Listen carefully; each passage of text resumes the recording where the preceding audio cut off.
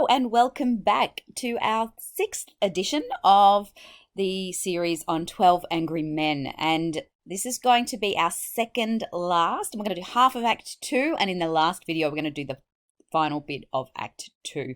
So we're starting from page 49, and basically the curtain has fallen right when Juror 8 and Juror 3, I guess what you could call the protagonist, antagonist, the two main foils.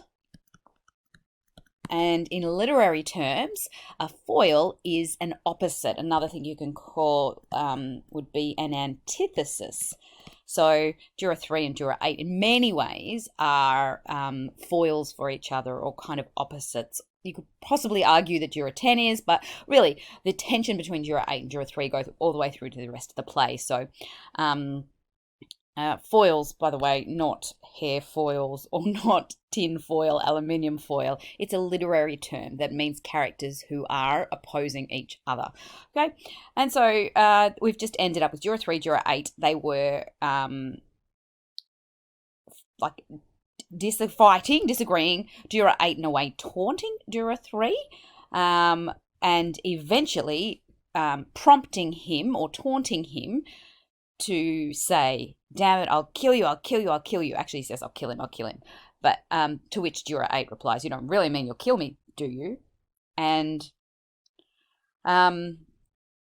then the curtain falls. And basically, after intermission, we start Act 2, and it's exactly the same place.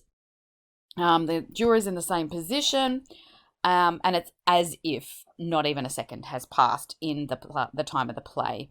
There's an awkward silence as they all realise that Juror 3 has hypocritically previously said that if somebody says I'm going to kill you, they really mean it. And now he's done exactly the same thing. And Juror 8 has essentially called Juror 3 on his hypocrisy. And then if we move to the top of page 50, and notice the stage directions describing the room darkening, there's a shift in the environment. And you're going to notice that that's coming. But the environment, the physical environment shifts with the weather and the fall of darkness. The physical environment shifts, which is mirrored in the action of the play, which also at this point begins to shift. And Juror 8, I've got a big red star. You remember my red stars here? My red, pink are for where I think I'm seeing the playwright's views and values, or the playwright's perspective, authorial intent, those big picture ideas from Rose being shown. And so here, Juror 11, so Reginald Rose, okay, through the voice of Juror 11, Reginald Rose expresses his admiration of the jury system and democracy, which is interesting and in some ways ironic, as Juror 11 is an immigrant to the country, and he is the voice that is expressing this admiration for the jury system, remembering that in that way, Rose is also promoting inclusion. He's advocating a diverse community, that democracy works well when we have people from different ways of life. I believe he's suggesting that through the positive impact that the 11th juror, an immigrant, has on the court case. Reginald Rose is suggesting that within democracy and our wider society, immigrants can make a valuable and important contribution. Okay, and so here we see that Reginald Rose through Juror 11 says, "This is a remarkable thing about democracy, that we are notified by mail to come down to this place and decide on the guilt or innocence of a man we have never even heard of before. We have nothing to gain or lose by our verdict. This is one of the reasons we are strong. We should not make it a personal thing." And this is a remarkable thing about democracy. We have a responsibility. We're not here to fight. Okay? And Juror 12 here. Anyway, I have an idea. If nobody else has anything, let me throw it out on the stoop and see if the cat licks it up. See if the cat licks it up? Well, it wasn't much of an idea anyway. So Juror 12 doesn't actually really even give his idea. He just says a cliche introduction to his idea. And remembering that through Juror 12, Reginald Rose is critiquing the world of advertising, marketing, commercials, and by association, big business perhaps. And here is a contribution that the 12th juror makes that's relatively unsubstantial. It's superficial. It actually is no contribution at all. And so while Juror 12 is a hard juror to analyse in many ways, there's a few things to note about him, and that idea is one, and later on we're going to see him flipping back and forth with his vote, and the only juror who does so, I also would contend or make a case for the fact that is important and a deliberate choice by Reginald Rose. And so another vote is called for, and now they go through, and you'll count, previous vote was 8-4. Now, there are a couple of new jurors who have shifted their votes, and at this fourth vote, we are 6-6. Okay? And to which some of the more prejudiced, biased, bigoted jurors who are holding out begin to be outraged. A kid like that, some of you people here are out of your mind. To which the 9th juror replies, I don't think the kind of boy he is has anything to do with it. The facts are supposed to determine the case. And so hopefully at that point, you also notice here a big pink star. I also have done Reginald Rose's views and values there. I believe the facts are supposed to determine the case, not our personal opinions about the type of boy he was. And this is a good quote as well. I don't know why it's in pink, because I don't think it's Rose's views and values, but one that he's challenging perhaps. I'm sick and tired of the facts. You can twist them any way you like. And here at the bottom of 51, you'll notice the stage directions. Again, it is considerably darker in the room, and it is oppressively still. Okay, so the environment, the physical environment, the setting of the room begins to change here. Okay, and then we note that it is perhaps going to rain. And at the middle of 52, the stage directions show that change. It is darker now than before. There is no movement in the room. Everyone waits for the storm. Ooh, what could the storm represent? Symbolism there. And suddenly it comes.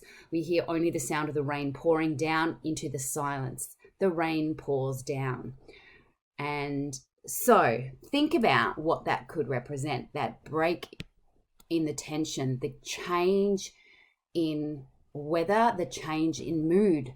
And just in the same way as the rain can bring a coolness, a freshness, it also symbolically brings a clarity in thinking and a newness and freshness in the ideas and the attitudes of the jurors in the room. So these weather choices and stage directions there can definitely be included in your essays as something that is able to be analysed, that symbolically significant.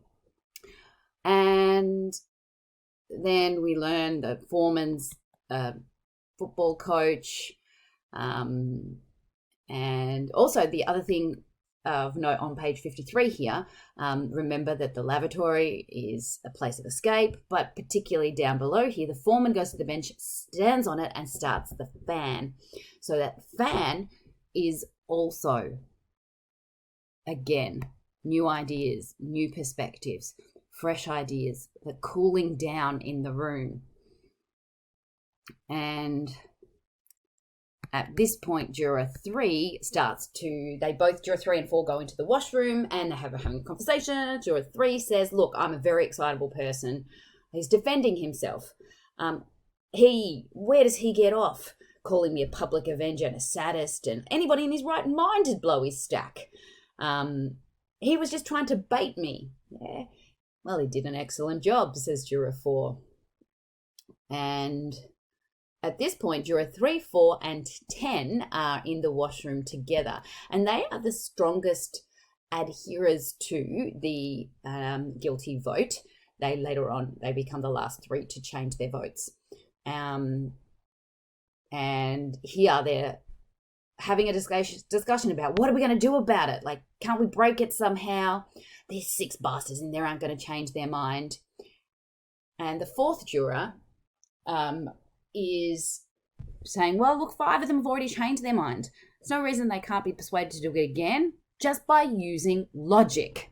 And so Juror 4, the voice of logic and reason, and he, unlike Juror 3 and Juror 10, who seem to be driven primarily by a biased or prejudiced opinion for various reasons, Juror 4 is holding on to that idea of logic. Now, he does at the one point mention that alongside facts that slums are breeding grounds for criminals. However, outside of that one line, for the rest of the play, he is presented as a voice for logic. And they are still debating here where, well, let's tell them what we're hung, let's just quit. I'm just, to hell with this. What am I going to do? Break my brains over scum like that? Let's just, give up. Juror 10. And Juror 8's like, wow, that's the most ridiculous thing you took an oath in the courtroom. Juror 3, like him or hate him, he is fighting for what he believes is right. And he says, you shouldn't do that, it's dishonest. And let's come over to 55. And Juror 3 continues to be the voice of, justice, or what he's fighting for, what he thinks justice is. Like, no, you can't just give up. That's not what we're here for.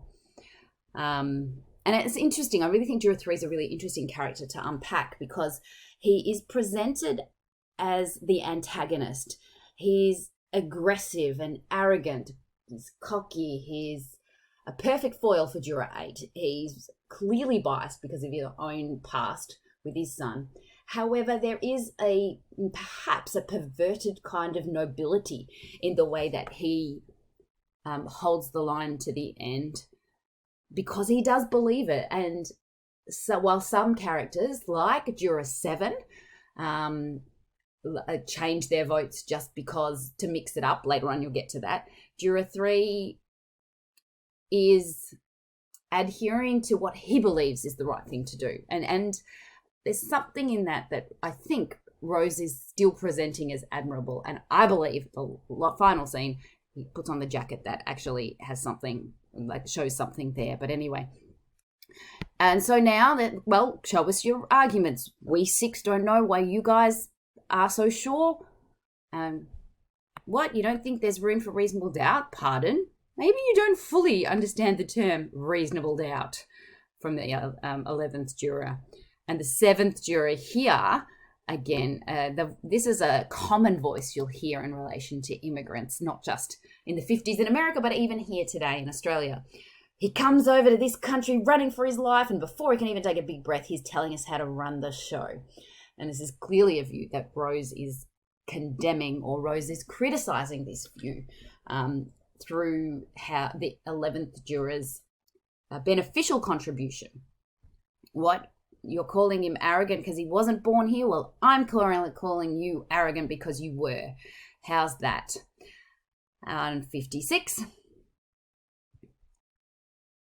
And the 7th juror's aggressive statement here. He threatens to knock his goddamn Middle European head off. And take off that. What's that pink one doing? Okay. And so then we step into the next set of evidence that they discuss, and that is the idea that the defendant, the accused, couldn't name the pictures that he saw when he was asked, what films did you see? He couldn't answer about the name of the film. And the fourth juror really repeats that point a number of times. And he says, look, it's the alibi the boy offered and it doesn't back up. And so there's some conversations here. Do you think you can remember the details? What about if you were under great emotional stress? Juror 4 says, yes, I can. And the boy remembered the movies in court, named them. He named the stars. But Juror 4 says, well, he had 3 months from the night of the murder to actually memorize them. But on the night of the murder, he couldn't. That's what the policeman said. And so then the eighth juror interrogates the fourth juror on what he'd done for the last few nights. It's a personal interrogation to prove a point. And it comes to Monday night, which is a couple of days ago, when they went to the movies. What did you see? Well, a mystery, a scarlet circle. And then the second feature, back in the day, you would go and you'd have a film and a kind of like, you know how when you go to a concert, there's like a warm-up band? Well, a film, you would have actually have what they call an inexpensive second feature that maybe isn't as well known. Anyway, this one, he couldn't quite remember. He thought it was the remarkable Mrs. Bainbridge. It's actually the amazing Mrs. Bainbridge. And he can't remember the exact name of the actor who's in it either. And at this point, this beautiful stage direction, the fourth juror takes a handkerchief and mops his suddenly sweating forehead, which is interesting because in a previous video, hopefully you noticed that he is sweating, which he says, I never sweat. And so here it's clear that he is nervous and under pressure, which is even more noticeable because actually the room's cooled down. The fan is on. And the eighth juror points out, well, you can't remember and you weren't even under any great emotional strain. And I think the point is made. Oh, big point. And the ninth juror says, look, it doesn't prove, the 10th juror says it doesn't prove the kid was at the movies. No, but it indicates that no one can prove he wasn't. It's possible. And the 10th juror, remember, I really think it's worth analysing the cough drops alongside the 10th juror's cold. It's actually like once the cough drops are all gone, that is when he bursts into his racist monologue, and that's coming up in a couple of pages. And then they go into another piece of evidence, which is the evidence of the psychiatrist and how reliable is a psychiatrist's testimony. They say that the boy had homicidal tendencies. So he was a killer type or paranoid tendencies. So they discuss this evidence from a psychologist. And on the way, there's this cool little interaction with the 11th juror saying, I beg pardon, as he interrupts, and the 10th juror, I beg pardon, what are you so goddamn polite about? Well, for the same reason you're not. It's the way I was brought up. And I just think it's a one-liner, but also perhaps indicating those views that, you know, we are a product of our environment, and the 10th juror's racist views and attitudes are a product of his environment. But the 11th juror's comment is, well, many of us are capable of murder, but few of us do. We put controls on ourselves. And so tests can prove that somebody may commit a murder, but it doesn't actually prove anything. And so why are they in evidence? Well, many uses, but adding to this general impression. And so they weigh up the psychiatrist's testimony, and the 11th juror, the 10th juror, who actually previously said, I wouldn't give you a nickel for a psychiatrist's testimony, here is trying to agree with it. And then the next piece of evidence is the knife. And just before we begin that, I'm going to stop it here. So we're going to stop at the bottom of 59. We're going to start again at the top of 60. They're tied up 6 to 6, and we're actually going to be going on in the next video with the evidence of the knife.